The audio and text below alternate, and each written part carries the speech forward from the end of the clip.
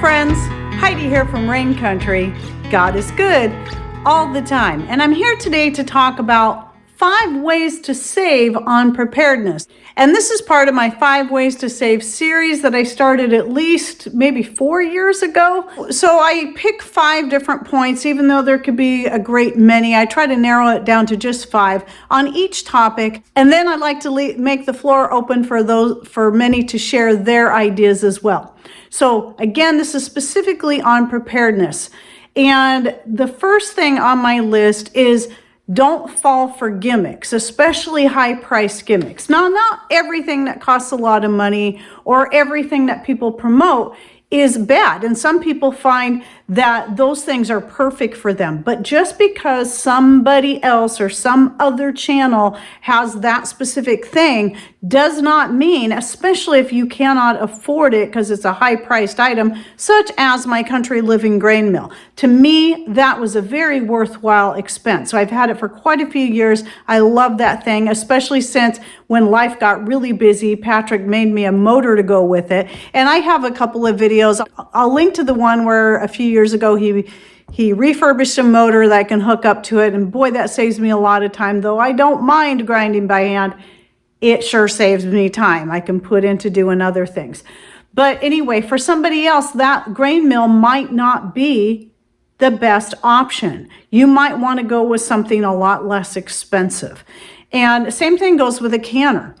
I did invest in a brand new All-American canner, getting the second biggest size I could, because I didn't want the big wide one. I still wanted one that was about, that was going to fit on a standard large burner, but give me lots of space where I can double stack. At that time, I think we paid $300 for that canner, and that same canner to buy brand new now is close to $600. That's how much it's gone up since I bought it about 10 years ago or more. I don't know actually how long it's been.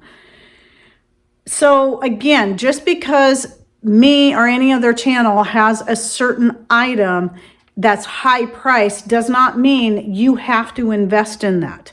And especially things that are gimmicky. There's a lot of gimmicky stuff out there around preparedness.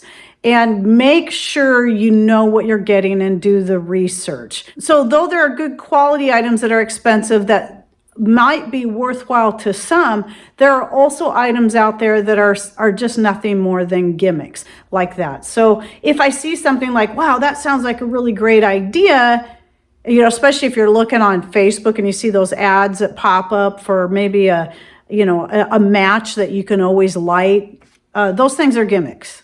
What I do is I go look for those same things on Amazon where I can read reviews to find out if they're even worth it, and come to find out a lot of times they're just nothing but junk. So be careful and don't fall for something just because it sounds good. So you just got to be very careful about any of this stuff and consider, is this going to be an actual valuable source for me? And then look for if you heard one channel talk about it, then go listen to some other channels or websites or talk to people in real life that actually have those things. One I bring up a lot is a freeze dryer. A lot of people love the Harvest Right freeze dryer and a lot of people hate it. A lot of people have been very disappointed. It's all going to depend on the person. And to me, I decided it wasn't worth the expense. And so I talk about that a lot just because there's so many channels out there that have it, that are happy with it. And they encourage people to purchase it because they are so happy with it. I get it. But at the same time, there's people that simply can't afford it, that feel pressured into getting it. And maybe it's not even the right choice for them in the first place. Just like a lot of the people that have come back to me and told me they bought one, they had to send it back for repairs numerous times. Some people never even got it repaired and were forced to pay the shipping to send it back to get it repaired, and the shipping was very expensive. So, these are all things that you got to listen to everybody on this one and take all these things into consideration. But still, I know there's people out there that have had excellent results with theirs and are happy with it. But again, this is about doing the research and making sure you're hearing all sides of the story on this.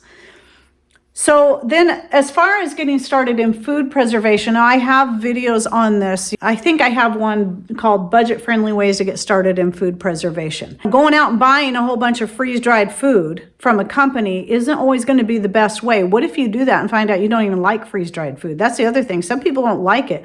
Or maybe you're like me and you like some of it, but you don't like all of it.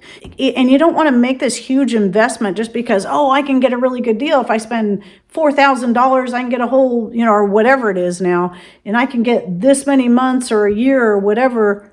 Well, what if you get into it and you hate it? And, that's not the most budget-friendly way to go.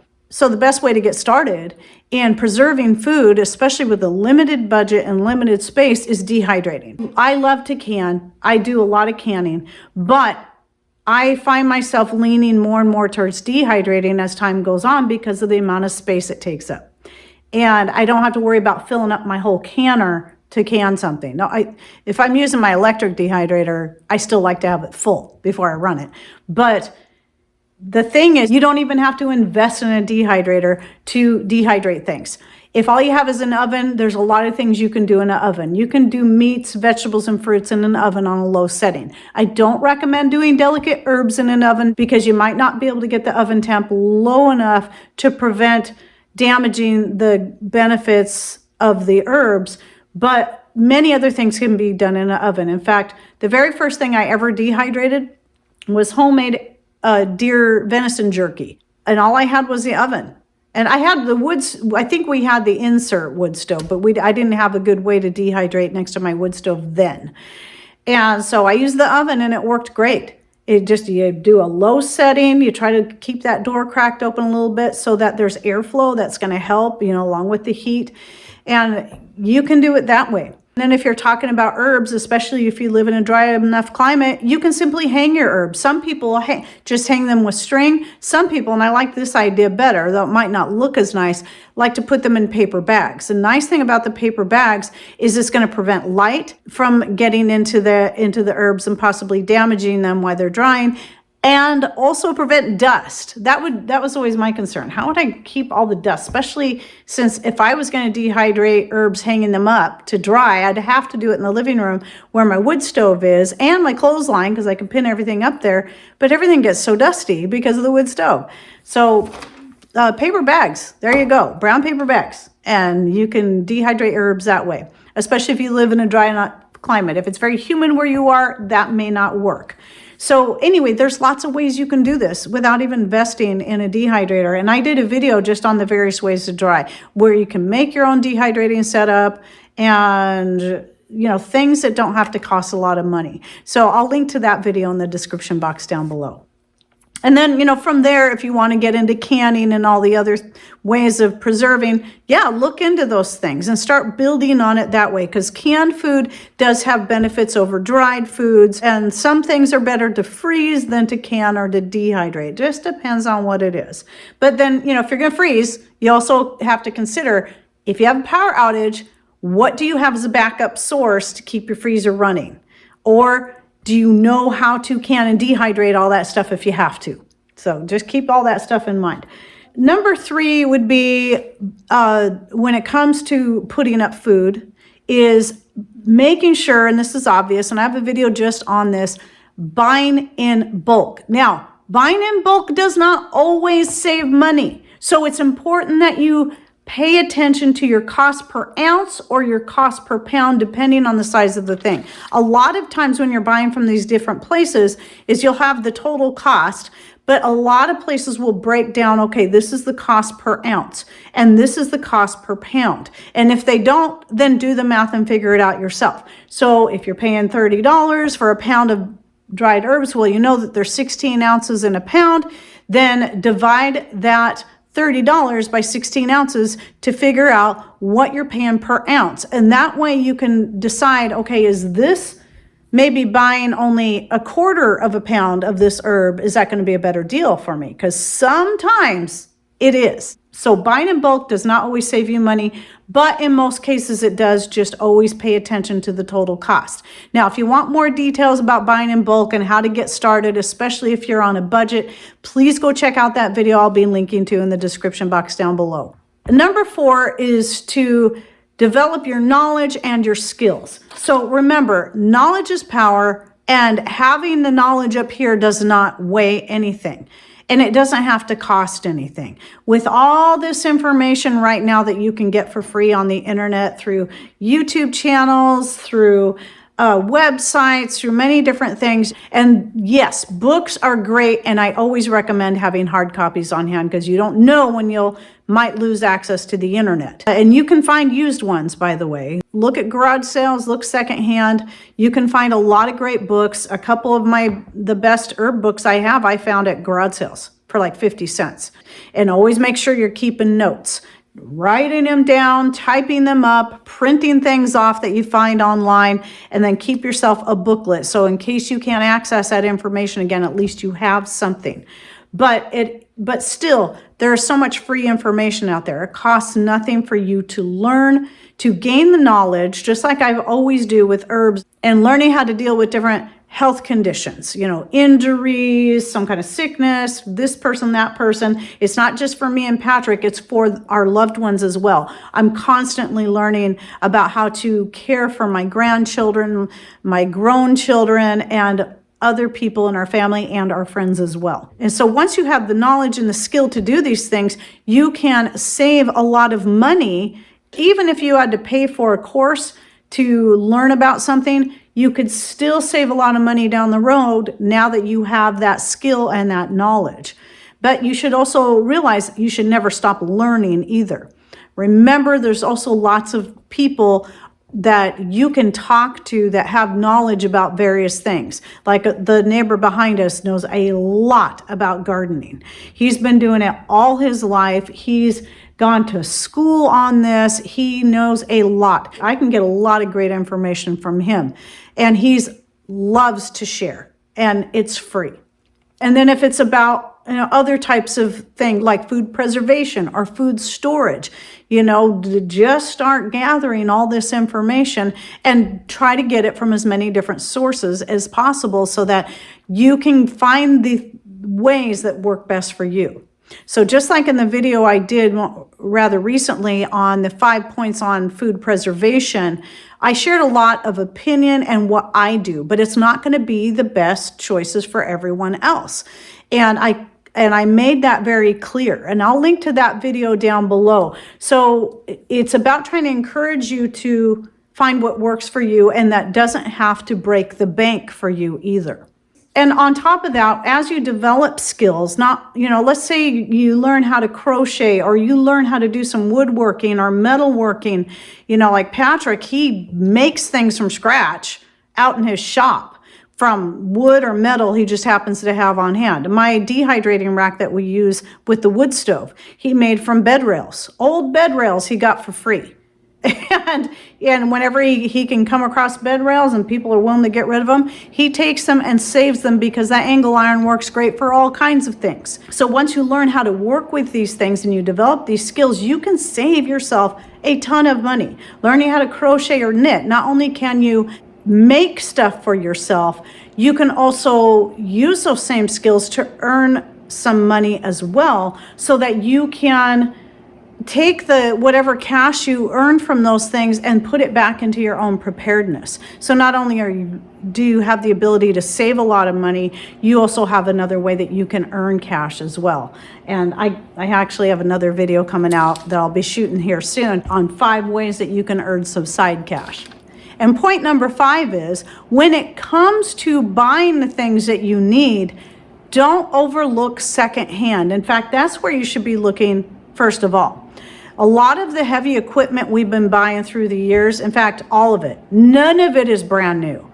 All of it is at least a good 10 years old or more. And Patrick shops and shops and shops for a long time and looks around trying to find something as close to us as possible. So driving and hauling it back isn't going to be too expensive, but he can also get the best price on and is in the best condition. Or even if it has things on it that need to be fixed, he knows it's things he can repair himself. So here's some examples in the past several years of things he's purchased. Our 10-yard dump truck, the wood miser. So now he's got a wood miser who can saw up his own lumber to make his own things, but can also saw up lumber for other people and earn some cash on the side. The dump truck is so that we can haul gravel and things to our own property, because we have another piece that's quite a ways out of town and putting in a gravel road there. And so he's able to take that truck. It's better than our 5-yard truck going up the mountains to haul the gravel. And we do, I think there's a video out on that I can link to down below if you're curious. And an excavator and a tilt bed trailer. These are just a few of the things in the past several years that we've been able to invest in by shopping around and getting a good deal. And like I said, these are things that we can earn money from, but can save us money because we can do our own work with them on our own property. But the same goes for the smaller things like your canner. So if you want to get into canning, start looking around. eBay, I notice, it tends to cost more, but you can find things on eBay. Look at your Facebook marketplace for someone close to you that might be selling, especially if you're in your own town, that might be having a garage sale or selling the specific items you need, be it a dehydrator, a freeze dryer, a canner, a grain mill, whatever it is. You might be surprised if you just keep shopping what you can find. So even though I already had my big canner, there was a lady that passed away down the road, and her family came in, this was a few years ago, and started just wanting to clean things out and selling stuff for a really good price. And she had 2 All-American canners, one a little bit bigger than the other, and she only wanted $5 a piece for them. And it's just like, wow, that's a super great deal. So we bought them both. Even though I didn't really need them, I knew that my daughter-in-law wanted to get into canning, and I thought the smallest canner would be a good one for me, and I love it. I actually started using it this last summer because sometimes I want to try canning just something for the first time to see what I think about it, like when I did the zucchini last year. And I didn't want to fill up my big, massive canner with a bunch of zucchini to find out I hated it. So I just did a few jars in the smaller canner, saving the propane and the time it would take to bring that up to temperature and to can those few items than it would for me to do a big canner full. And I was glad I had it for that. And then for other things I wanted to can in smaller batches. So it was worth that. And we actually paid her $10 a piece for them because we knew they were worth more and we wanted to help them out at least a little bit. But you can get really good deals if you just shop around. And that also goes for any kind of tools that you might use in your gardening, tools that you might use in your shop. A lot of it, if you watch any of Patrick's videos, you'll see that he's got all kinds of different tools. The metal lathe, for instance, that he has, that was used. His wood lathe, used. A lot of his tools that he uses to do a lot of the things that he makes and he can turn around and sell or builds for us, like this countertop or the cabinets in my kitchen or the cabinet in my bathroom and all the many other things he's made. He's put them together with tools that he got for a really good price at garage sales or found on Facebook Market. Oh yes, and by the way, oil lanterns is another one. I got this really cheap at some garage sale along with a whole bunch of other different oil lanterns, gas cook stoves like camp stoves. We bought a camp stove for $1, perfectly good condition. So there's some more examples right there. And I know this is a point I cover quite a bit, the garage sale thing or secondhand thing, but I think it's one that just too many times gets overlooked when people see bright, new, shiny things being advertised in your feed on whatever social media you're at because they know what you're looking for, or some YouTube channel that you follow just bought something brand new and they're showing it to you. Start looking secondhand first. I mean, yes, it's great if you can go through an affiliate link and support those channels because I have affiliate links for all kinds of things, but it'd be better for you if you can find it secondhand and save yourself a ton of money that way. So we do always appreciate the support, all of us channels, when you buy through our links. But for me, I do also like seeing people get great deals and save themselves some money. So anyway, I hope you enjoyed this 5-point video. So please share your suggestions down below on ways that you can save on preparedness items. And don't forget to check out the full playlist I'll be linking to, along with the other video links I'll be putting in the description box down below. And thanks for watching. Take care and God bless.